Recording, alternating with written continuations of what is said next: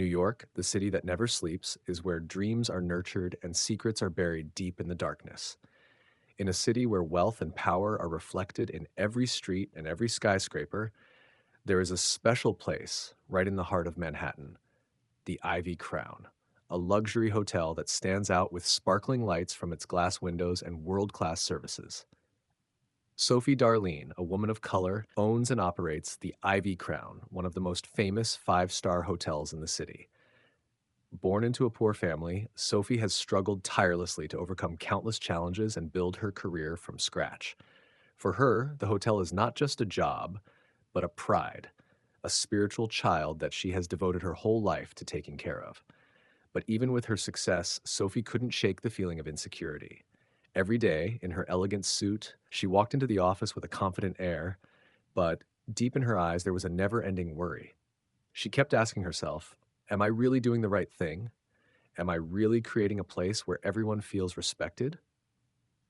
One autumn morning, Sophie stood on the top floor of the hotel, looking out over the city.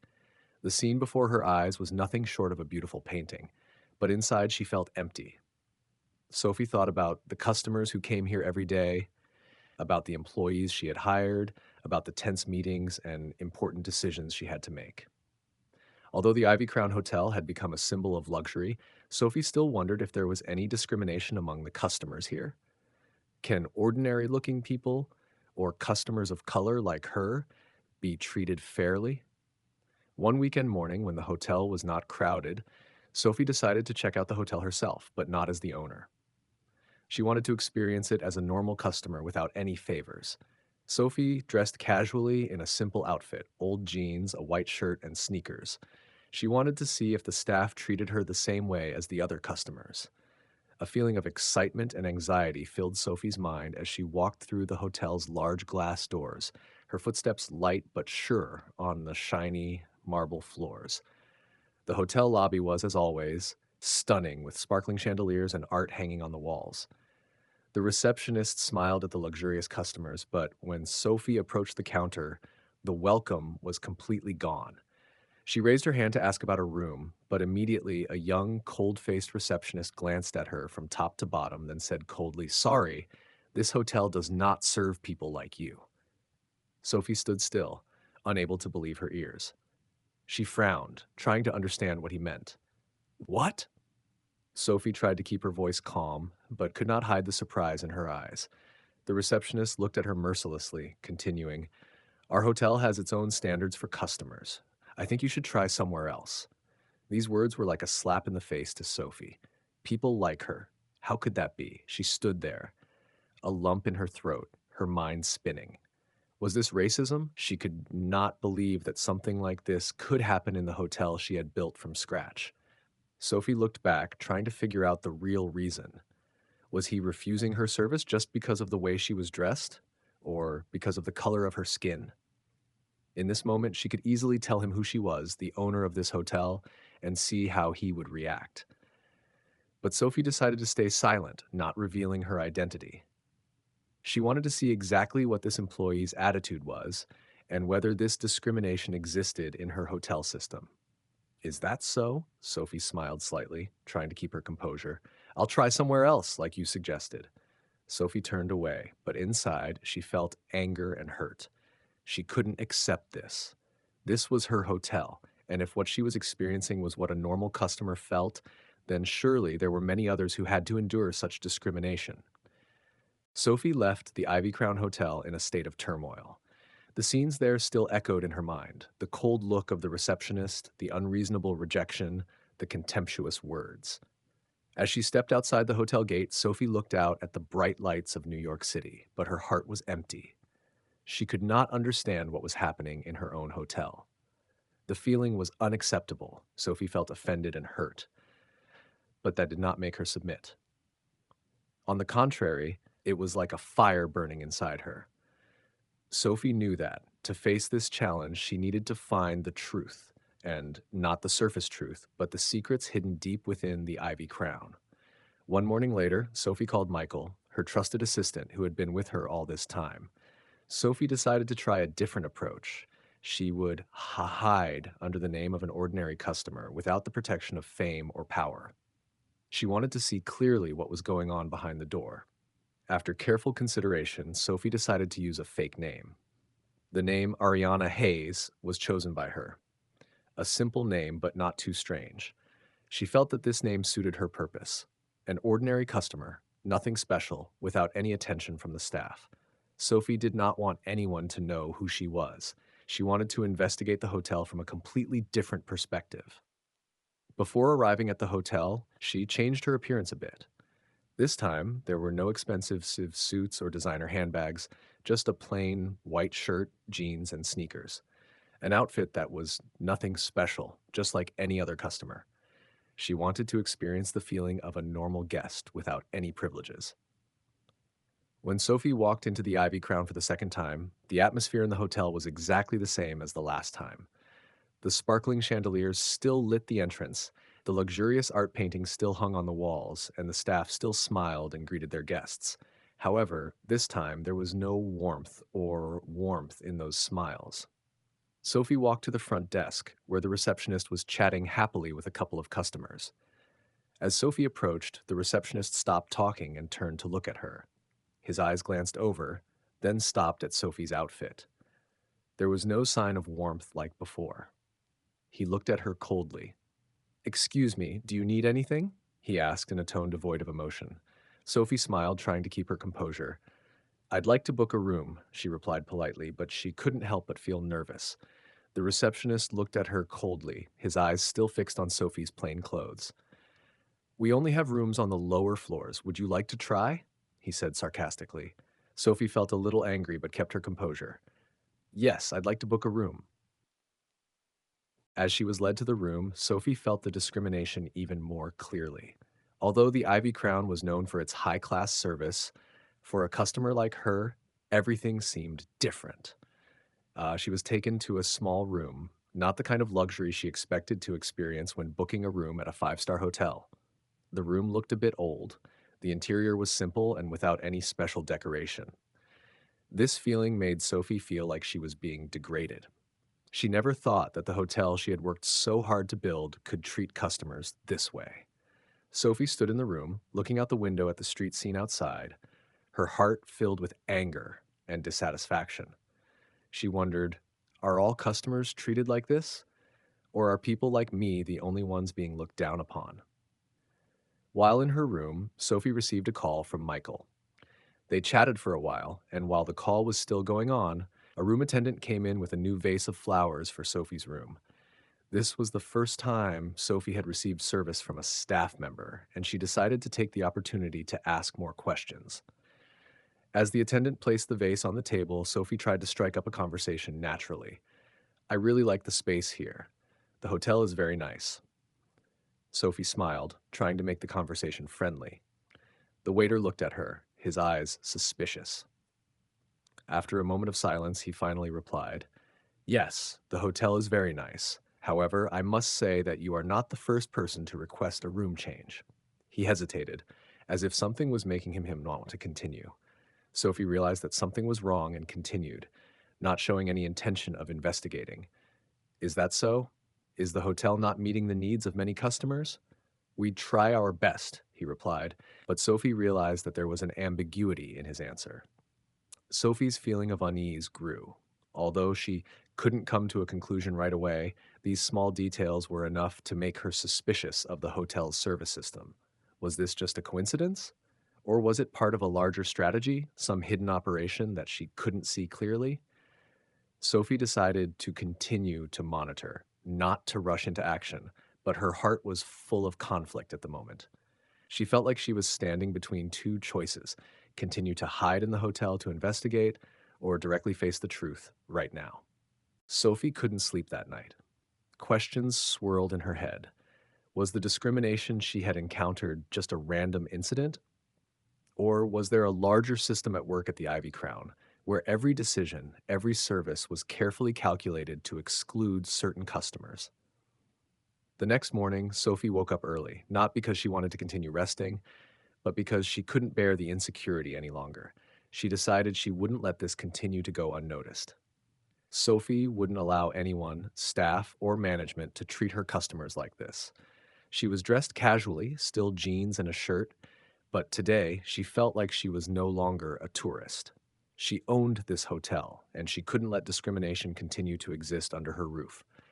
Sophie continued to walk down the hotel corridors, observing every detail, every staff member she encountered. Every gesture, every glance did not escape her attention. She passed through the rooms, the common areas, observing the staff's attitude towards other customers. She discovered that the white, well-dressed customers were always treated as honored guests, with bright smiles and attentive service. But customers like her, or anyone who looked ordinary, did not receive such a warm welcome. What made Sophie even more suspicious was the change in attitude among the staff. Some seemed a little uncomfortable when they saw her, while others were cold, showing no interest in her at all. She began to notice that some staff never smiled, never treated customers who looked different with friendliness. As Sophie walked through the restaurant area, she came across a waiter clearing tables. He was a young man, looking tired and unenthusiastic. Sophie, who wanted to maintain her composure, decided to get to know him, starting a short conversation to test his attitude. "Hello, how long have you been working here?" Sophie asked, trying to open the conversation. "Yes, I've been working here for almost 2 years," he replied, but his eyes did not leave the pile of dirty dishes on the table. "This hotel is very nice," Sophie continued, but she did not receive the attention she expected. He just nodded slightly, not looking at her. Convinced that something was wrong, Sophie smiled slightly and said, "This is my first time here. I like the space and the service here." She wanted to see if this sentence would change his attitude. But the staff member didn't react in any particular way, only replying with a short sentence, "Thank you." As Sophie turned to leave, she couldn't help but feel a strangeness in the way he treated her. These actions were clearly not random. There was something going on in this hotel that she hadn't yet seen. In the afternoon, while Sophie was drinking coffee at the hotel bar, she ran into Clara, a longtime waitress Sophie had heard about. Clara had worked at the Ivy Crown since it opened and was always loved by her colleagues and guests for her attentiveness and enthusiasm. Sophie realized that this might be a good opportunity to learn more. She smiled and invited Clara to sit down. "Hello, Clara. It's nice to meet you," Sophie began, trying to keep her voice light and friendly. "Hello, ma'am, me too," Clara replied, but her eyes couldn't hide her concern. Sophie didn't want to make Clara feel awkward, but she couldn't wait any longer. She decided to try to find out a little. "How's work here? Is everything okay?" Sophie asked, her voice full of sincerity. Clara looked around as if checking to see if anyone was listening to their conversation. After a moment of silence, Clara finally sighed and said, "Actually, there's a lot of strange things going on here, but I'm not sure if you want to hear it." "I'm willing to listen," Sophie replied, her eyes full of determination. Clara looked at Sophie again, then whispered, "There are customers who are treated unfairly. You know, people who look different or aren't classy enough, and I think you're starting to notice that." Clara paused, emphasizing each word. "It's an underground process. It's none of our business. Everything is controlled by the higher-ups." Sophie felt a huge shock in her heart. Clara not only confirmed her suspicions, but also pointed out that the problem was much deeper than she had thought. It was not just the actions of a few individuals, but part of the system that operated in this hotel. When Sophie returned to her room, she sat silently thinking about what Clara had said. Every word, every sentence felt like a slap in the face. She could not believe that such strong racism and social discrimination existed in the hotel she had worked so hard to build. But the truth was not. Sophie wakes up the next morning with a strange feeling in her stomach. She feels that things are about to change, but she can't help but feel uneasy. It's time to face the truth. She has enough evidence and testimonies from the hotel staff, but still she feels a strange anxiety, as if she is entering an unpredictable war. As she prepares for the day, everything plays out in her head like a movie. She can't help but think of Clara, who revealed to her the discrimination that is secretly taking place in the very hotel she worked so hard to build. Everything begins to come out, the dark areas of the hotel, the wrong decisions from the management, and all leading to one common point: Victor Black. Sophie decides that she will not hesitate any longer. She couldn't let this discrimination continue to exist in the Ivy Crown. Sophie walked into her office, where she had worked for years. This was where important decisions were made, but today she felt like a big battle was waiting for her. She called Michael, her most trusted assistant, to come up with a plan of action. Michael listened to her story, looked at the reports and information Sophie had gathered. Sophie, it seems like this problem is not just a few employees. If Victor Black is behind this, then we have to be very prepared. He is a very powerful person here, Michael said. His eyes filled with worry. I know, but I can't stand by any longer. This is not just a problem of one person, it is a problem of the whole system, and I can't let it continue. Sophie nodded, her eyes shining with determination. She knew that she had to act now, and she had to face Victor Black directly. Sophie walked into the office of Victor Black, a man she had once trusted. He was the head of client relations and always the face of the Ivy Crown at important meetings. He was the one who could make clients feel welcome, but today, Sophie knew he was part of the problem. When Sophie entered the office, Victor was sitting behind a large desk, his eyes cold and focused on his computer screen. When he heard footsteps, he looked up, his eyes narrowing when he saw Sophie. Sophie, what's wrong? Victor asked, but his tone was not as warm as usual. There was something strange in his eyes, an undisguised wariness. Victor, I need to talk to you about something serious, about the way customers and staff are being discriminated against at this hotel, Sophie said, her voice flat. Victor was silent for a moment, then sneered, his manner making Sophie feel as if something was wrong. He leaned back in his chair, his face devoid of any surprise. Sophie, I think you're making a big deal out of this. This is a high-class hotel. We have the right to choose our customers. Victor's tone was cold, as if he was trying to draw her into a meaningless conversation. That's not it, Victor. I've heard about what's going on in this hotel. I've heard about how staff refuse to serve customers just because they don't fit your standards. Sophie said, anger beginning to show in her voice. Victor didn't react immediately, but there was a palpable tension in the air. Sophie could clearly feel that he was trying to hide something. Don't think I don't know anything, Victor. I've investigated, and I know you're behind all this. Victor stood up, his expression no longer calm. He took a deep breath, then smiled faintly. Sophie, if you think that just because of a few lies from some unknown staff will make me tremble, you're wrong. Victor's words made Sophie unable to control the anger in her heart. She felt like a great pressure was pressing down on her. But she knew that if she didn't do something right now, everything would get out of control. I'm not afraid of you, Victor. I won't let people like you continue to ruin this hotel, Sophie said frankly, her eyes burning. Sophie didn't expect this confrontation to be so intense. Victor stood up, his eyes looking like he was preparing for a confrontation. Sophie felt the air around them grow heavier. You don't know what you're doing. If you continue down this path, there will be consequences you can't even imagine, Victor said, his tone threatening. Sophie didn't back down. She knew she was at a crucial crossroads. She couldn't just stand by and let things continue as they were. I will do whatever it takes to change things here, Victor, and if I have to face you, I will. Sophie replied, her voice firm and strong. After the tense confrontation, Sophie left Victor's office feeling tired but also determined. She knew this fight wouldn't be easy, but she couldn't turn back. If she wanted to keep the hotel's reputation and integrity, she would have to go further, do more. Sophie returned to her office, picked up her phone, and started calling Michael. She decides that it is time to look for clearer evidence, to investigate further, to bring those responsible to light. After her tense confrontation with Victor, Sophie felt like she had just emerged from a life and death battle. Still, she couldn't stop thinking about his threats. There are consequences you can't imagine, Victor had said. The warning echoed in Sophie's mind. However, she didn't have time to dwell on it for long. Sophie knew that if she wanted to completely eradicate the discrimination and corruption in the hotel, she couldn't stop at Victor. He was just one part of a larger system, a machine that Sophie couldn't fully see. She sensed that there were forces behind the scenes who might not hesitate to bring her down if she continued to investigate further. Unable to stand still, Sophie decided to take this fight one step further. She would not only confront Victor, but also unravel every connection in the hotel's power structure.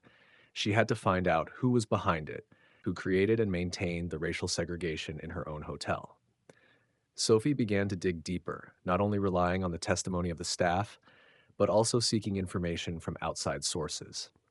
She looked into financial reports, hotel conferences, even meetings with investors and partners. She wanted to understand the hotel's management structure and who was behind the important decisions.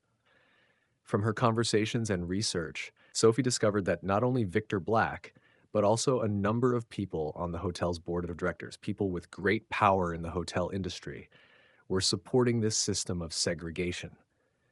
Among them, one name that stood out was Gregory Thorne, a powerful man who had been on the board of directors since the hotel's early days. Not only was he a powerful influence, but he was also the one behind the hotel's strategic and customer decisions. A sense of dread grew in Sophie's heart. If Gregory Thorne was really behind everything, she would be facing a battle not only on a personal level, but also with a larger system. Sophie knew she had to act quickly. With each passing minute, things became more tense. She met with Michael, her loyal assistant, and shared what she had discovered. Michael listened for a moment, then said, "If Gregory is behind this, we have to be very careful. He can do anything to protect his power, but I believe we have enough information to fight him." Sophie nodded. She understood that if she wanted to protect the Ivy Crown and solve this problem, she had to have clear evidence, irrefutable evidence. She decided to meet with some of the longtime employees who might know about the secret activities in the hotel that few people dare to speak out about. One evening, Sophie decided to meet Clara again. Clara was one of the few employees who was not afraid to face the truth and was also the one who had given Sophie a lot of important information before. They met at a quiet cafe not far from the hotel. Clara was quite nervous when she saw Sophie, but Sophie quickly reassured her. "Clara, I need your help. Do you know anything about Gregory Thorne? Do you know what he has to do with these decisions?" Clara looked around, her eyes filled with fear. She leaned down and began to tell. "Gregory is a very powerful person, Sophie.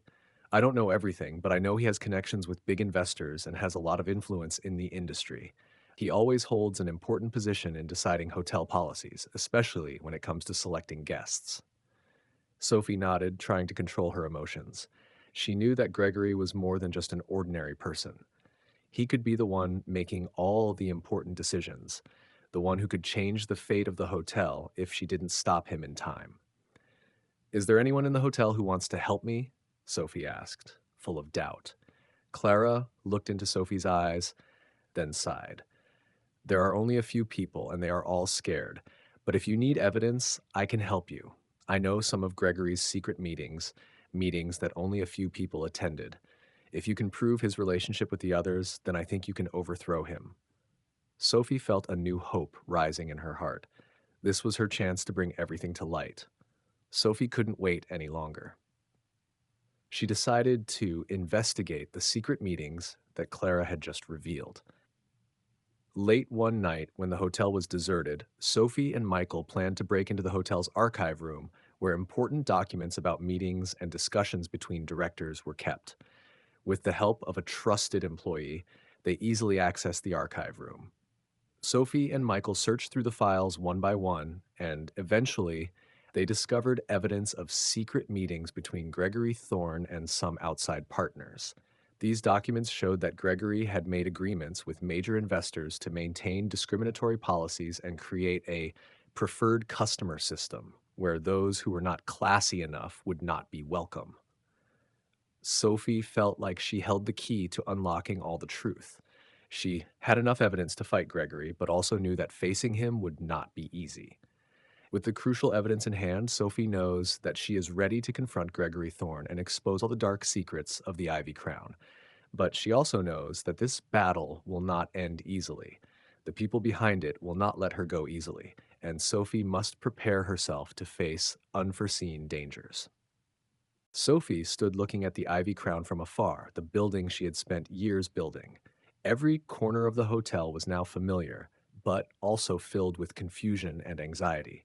She had come to a direct confrontation with Gregory Thorne, the man behind the racism that was raging in her hotel, and she knew that this confrontation would be more than just a conversation.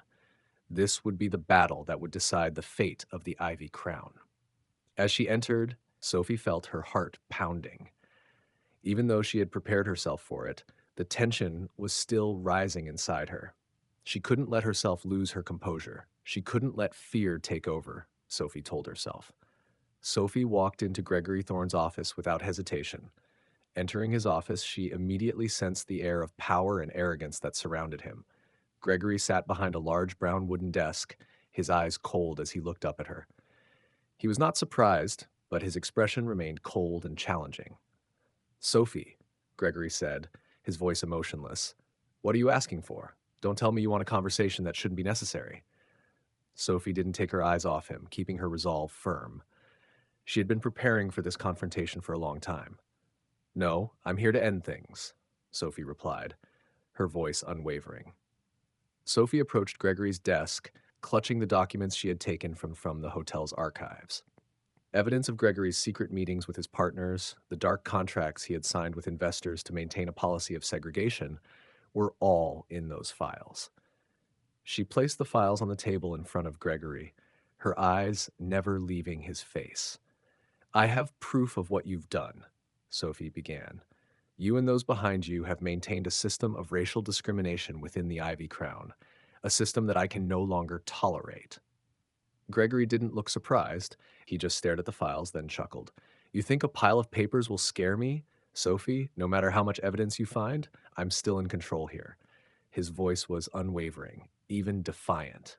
Sophie felt anger rising inside her, but she knew she couldn't let her emotions get the best of her.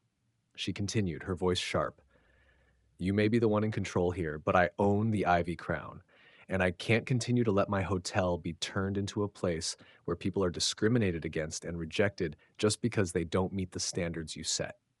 Gregory stood up, walking towards Sophie with a cold expression. "Do you think you can beat me, Sophie?" he asked, his tone more challenging than ever. "You're just a weakling in this fight. You may have the right to own this hotel, but I'm the one who really controls everything." A feeling of dread began to grow in Sophie's heart, but she refused to back down. She had come too far to stop now. Gregory's words only made her more determined. "You may have the power, but you don't have the right to impose wrong decisions on innocent people. I won't let you hurt my hotel anymore." As Sophie's words rang out, a silence fell over the room. Gregory, despite his confident demeanor, had begun to show concern in his eyes. Sophie noticed the change, and she knew she was on the right track. However, what was unexpected was that at this moment, a knock on the door sounded. A security guard entered and stood right next to Gregory. Sophie felt an ominous feeling. He turned to look at Gregory, his eyes cold as if waiting for an order. Gregory looked at Sophie for a long time, then turned to the security guard. "She knows too much. Take her out," he ordered, his voice without hesitation. Sophie didn't have time to react before the security guard stepped forward, but Sophie grabbed his hand in time, not giving him a chance to act. She knew that this wasn't the only time Gregory had given such an order, and if she didn't stand firm now, she wouldn't have a chance to confront him again. "You can do whatever you want, Gregory," Sophie replied, her voice cold, "but I'm ready to beat you." The guard hesitated for a moment, but Gregory just waved his hand, signaling him to continue. The situation was getting more and more tense.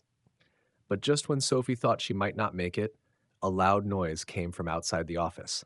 The door swung open, and another employee, whom Sophie had met before, walked in with a determined look on his face.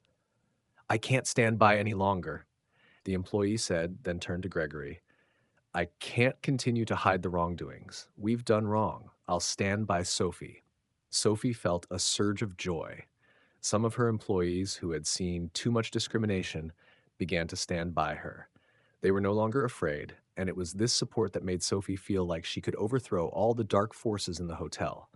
Gregory saw the employees standing by Sophie, and in his eyes, his confidence began to wane. Sophie looked at Gregory, once again affirming her determination. "This war ends here, Gregory. You will no longer have control."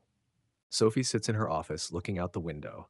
The morning light streams into the space, but her mind is still filled with lingering thoughts of the war that has passed. The Ivy Crown is finally free from Gregory Thorne's control, but Sophie knows that overthrowing a powerful force does not mean the end of everything. Now is the time to rebuild, not just the hotel's image, but its culture and core values.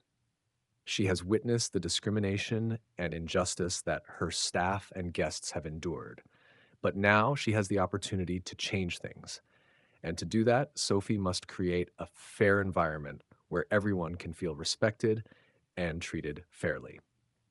Sophie decided to hold a meeting with all employees, not only to announce the change, but also to listen to them, to let them express their feelings and opinions. Those who had been treated badly, who had witnessed discrimination over the years, now had the opportunity to speak up about what they had experienced. The meeting took place in a large conference room in the hotel. Sophie stood before the employees, her heart heavy but full of determination. She began her speech. I know we haven't been perfect, and I also know that many of you have suffered unnecessarily. But today, we start again. We will not let the mistakes of the past repeat themselves. We will create a place where everyone feels welcome, regardless of skin color, status, or appearance. The employees in the room were silent, but the atmosphere was different. Some people looked at each other and their eyes gradually became warm and hopeful. Sophie continued, I promise that every decision in the hotel will be made fairly. I will not tolerate any actions that may harm our reputation. If any of you feel that you have been treated unfairly, I will always be here to listen and resolve it. A silence fell after Sophie's words. Then, a few employees stood up, their eyes lit up, and smiles began to appear. This was the first sign of change. After the meeting, Sophie began to carry out a comprehensive reform in the hotel. She knew that changes could not stop at words. Concrete actions needed to be taken to prove that her commitments would not be just empty promises. She started by replacing discriminatory employees and managers and hiring forward-thinking people who could create a positive and fair work environment. Every candidate went through a rigorous interview process where Sophie assessed not only their technical skills, but also their attitude and work ethic. In addition, Sophie provided equity and diversity training to all employees. These courses not only educated employees about the importance of equity in the workplace, but also helped them understand how to behave appropriately with customers and colleagues. Sophie knew that a complete overhaul was not just about changing people. The Ivy Crown had gone through a difficult period with mismanagement under Gregory. Therefore, an important part of rebuilding the hotel was addressing the remaining financial issues. Sophie decided to conduct a comprehensive audit, examining the hotel's contracts and financial statements. She discovered that there were many unclear expenses, especially hidden fees and unclear contracts signed by Gregory with outside partners. These expenses not only affected the hotel's profits, but could also damage the Ivy Crown's reputation. She decided to work directly with a team of financial experts to restructure everything, ensuring that all expenses were transparent and reasonable. Sophie did not hesitate to terminate contracts with unclear partners and replace them with more reliable companies. She also began to develop a long-term financial plan to help the hotel overcome the difficult period and return to sustainable development. With the obvious changes in the hotel's operations and management, Sophie began to implement marketing strategies to restore the reputation of Ivy Crown. She knew that this would not be easy, but Sophie was determined to start over. She decided to organize a special event to reintroduce the hotel to the public, a large party with the participation of old customers and industry influencers. Sophie's goal was to create a new image of the hotel, where all customers were warmly welcomed without discrimination. As the party began, the atmosphere became warm and friendly. Old customers who had previously suffered discrimination now felt truly part of the Ivy Crown. Sophie received rave reviews from guests who witnessed the dramatic transformation of the hotel. While she has made great strides in rebuilding the Ivy Crown, Sophie knows that this is just the beginning. She still has a lot of work to do, but most importantly, she has done something that once seemed impossible. She has created an environment where everyone feels respected and treated fairly. And Sophie knows that, with these changes, the Ivy Crown will once again be a symbol of luxury, fairness, and a warm welcome for all guests. Sophie looks out the window, feeling the calm after the storm. Although the road ahead is still long and challenging, she has overcome her biggest test. And with strong determination in her heart, she believes that she will continue to lead the Ivy Crown to become a hotel that is not only famous for luxury, but also for fairness and compassion. Day after day, Sophie stood proudly at the Ivy Crown. The hotel was recovering not only financially, but also culturally. The changes she had made were gradually bearing fruit. Employees were beginning to see a difference in the work environment, and former guests were also realizing that this was no longer a place where discrimination and injustice prevailed. However, Sophie knew that every change took time to sink in. Although the Ivy Crown was coming back strong, she couldn't help but worry about the challenges ahead. A hotel this big needed not only fair policies, but also creativity and a long-term development strategy. Sophie knew that she couldn't rest on her laurels. Although the hotel had weathered the storm, Sophie knew that her work was never done.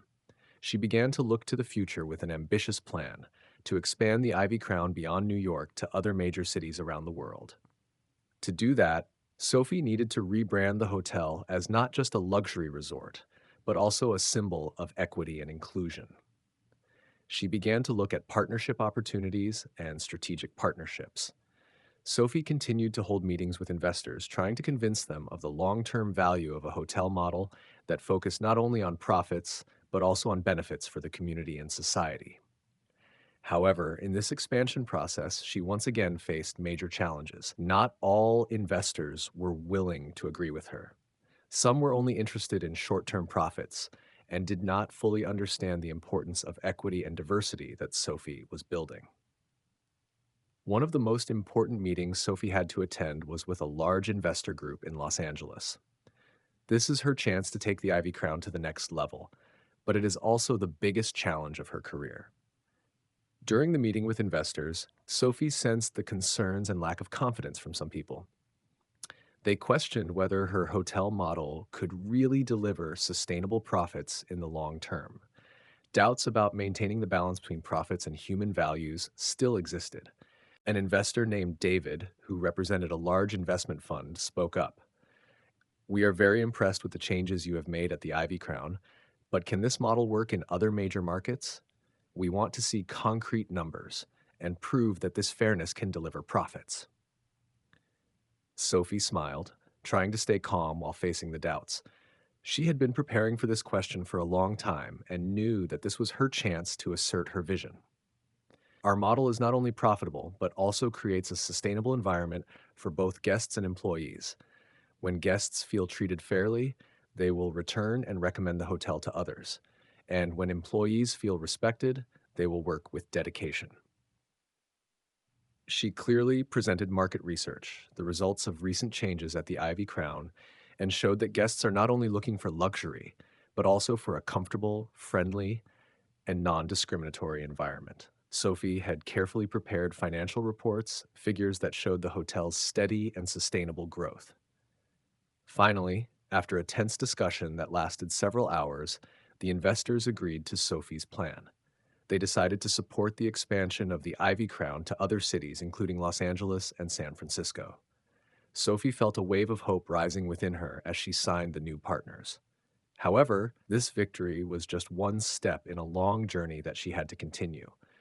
Sophie understood that rebuilding a hotel was not just about changing the outside, but also about changing deeply from the inside.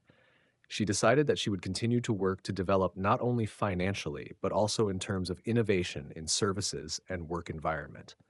Sophie held a grand ceremony to announce the expansion of the Ivy Crown. The ceremony was held at the hotel in New York with the participation of longtime customers, employees, and new partners. Everyone felt that this hotel was not just a place to stay, but also a place where they could find equality and respect.